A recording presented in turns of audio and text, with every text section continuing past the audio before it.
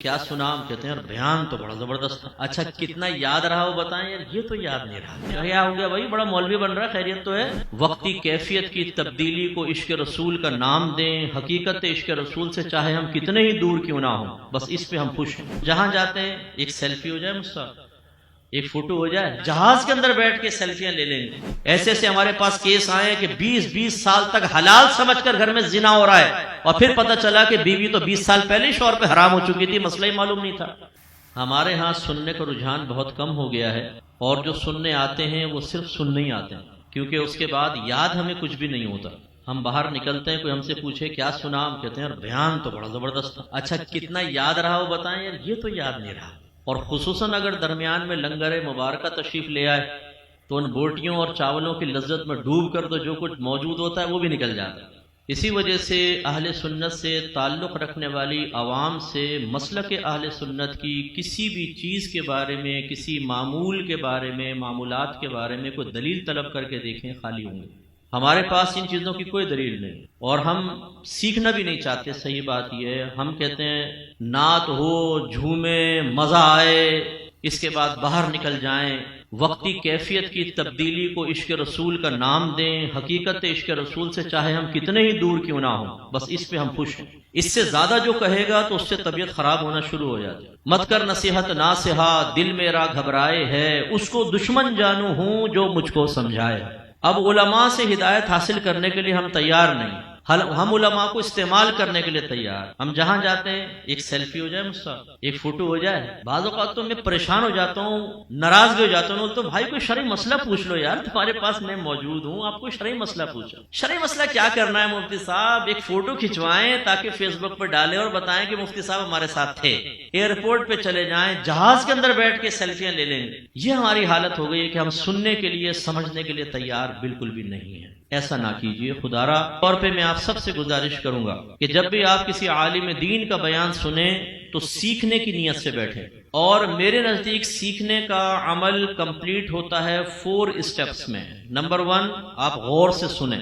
Number 2 اس کو سمجھیں یہ کیا کہہ رہے ہیں. نمبر 3 اپنی میموری میں اس کو محفوظ کریں. اور نمبر 4 کسی کے سامنے اس کو بیان کریں. اگر آپ غور سے سنیں گے نہیں تو سمجھ کچھ نہیں آئے گا. اگر آپ سن رہے ہیں لیکن آپ کا ذہن کہیں اور گیا ہوا ہے، یار صبح فلاں سے ملنا ہے، اس سے پیمنٹ لینی ہے، ابھی باہر جائیں گے، پھر وہاں جانا ہے، یہ کان میں آواز پڑے گی، سمجھ میں کچھ نہیں آئے گا. اگر آپ نے سمجھ بھی لیا لیکن آپ کی میموری میں نہیں ہے، یہاں سے باہر نکلتے نکلتے سب ذہن سے باہر نکل گیا، وہ چیز جو آپ نے سنی ہے وہ آپ کی ذات کو نفع نہیں دے گی، چاہے جا کے کسی اور کو نفع دے. سوائے اس کے کہ نزول رحمت تو ہے، آپ کو برکت حاصل ہوگی، ثواب ملے گا، رحمت. لیکن جو علم ہماری میموری میں رہ کر ہمیں نفع پہنچاتا ہے اس سے آپ محروم رہیں گے. اور جب آپ کے پاس نہیں رہے گا دوسرے کو کیا سکھائیں گے؟ ہم میں کتنے ایسے ہیں جو اپنے گھر میں جا کے اپنی بیوی کو، اپنے بچوں کو، اپنے ماں باپ کو، اپنے بھائی بہنوں کو سکھاتے ہیں کہ ہم یہ سیکھ کر آئیں. کیونکہ ہمارا طرز عمل گھر میں اتنا خراب ہوتا ہے کہ ہمارے گھر والوں کو کچھ کہنے بھی لگے بولتے ہیں کیا ہو گیا بھائی؟ بڑا مولوی بن رہا ہے. خیریت تو ہے؟ ہم کہتے چھوڑو یار. اور چوتھی چیز، اگر آپ بیان نہیں کریں گے تو اگر آپ کے ذہن میں ہے بھی تو کچھ عرصے بعد ختم. بیان پر قدرت حاصل کریں، بیان پر. اسی لیے خدارا میں آپ سے گزارش کرتا ہوں اپنے مسلک کو، اپنے مذہب کو سیکھیے.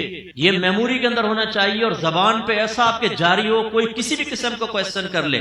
اگر کوئی آپ سے کہتا ہے کہ آپ مقلد ہیں، آپ کہتے ہیں ہاں امام اعظم کے مقلد ہیں. تقلید کسے کہتے ہیں؟ تقلید کی کتنی قسمیں ہیں؟ تقلید شخصی کے وجوب کے دلائل کیا ہیں وہ آپ کو معلوم ہونے چاہیے.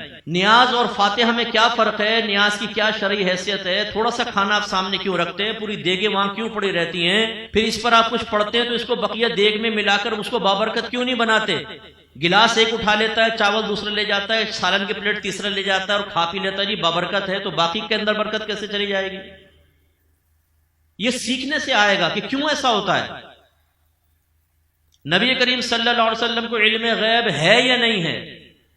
اگر ہم غیب کی آپ سے تعریف پوچھ لیں اور ان 10 عقیدوں کے بارے میں پوچھ لیں کہ جو ہم وقت ایک سنی مسلمان کے ذہن میں علم غیب سے متعلق مستحضر ہونے چاہیے، حاضر ہونے چاہیے، تو ہم میں سے بہت ہی کم ایسے ہوں گے جو اس کا جواب دے سکیں گے. خلاصہ کلام یہ ہے کہ ہماری علمیت کا عالم یہ ہے، لیکن ہم کون ہیں جی؟ TTS، ٹنٹن سنی.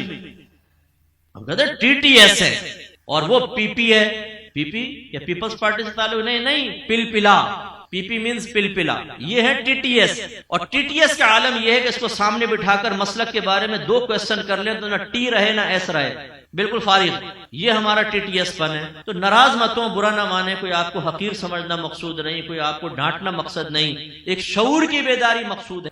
عقیدہ نہیں سیکھیں گے تو گڑبڑ پیدا ہوگی. کتنے گھر ایسے ہیں جن کے اندر فقہی مسائل نہیں معلوم ہونے کی بنا پر زنا ہو رہے ہیں. زنا، شوہر طلاق دے چکا ہے، اسے پتہ ہی نہیں طلاق ہو گئی، میاں بیوی ساتھ رہ رہے ہیں، زنا ہو رہے ہیں آپس میں. ایسے سے ہمارے پاس کیس آئے ہیں کہ 20 سال تک حلال سمجھ کر گھر میں زنا ہو رہا ہے، اور پھر پتہ چلا کہ بیوی تو 20 سال پہلے ہی شوہر پہ حرام ہو چکی تھی، مسئلہ ہی معلوم نہیں تھا.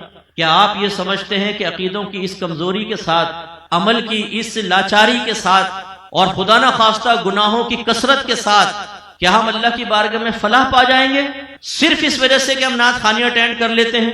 نعت خوانی باعث برکت ضرور ہے. نعت خوان یہ آپ سے آ کر نہیں کہتا کہ آپ صرف نعتیں سن لیں اور علم دین نہ سیکھیں، اپنا احتساب نہ کریں.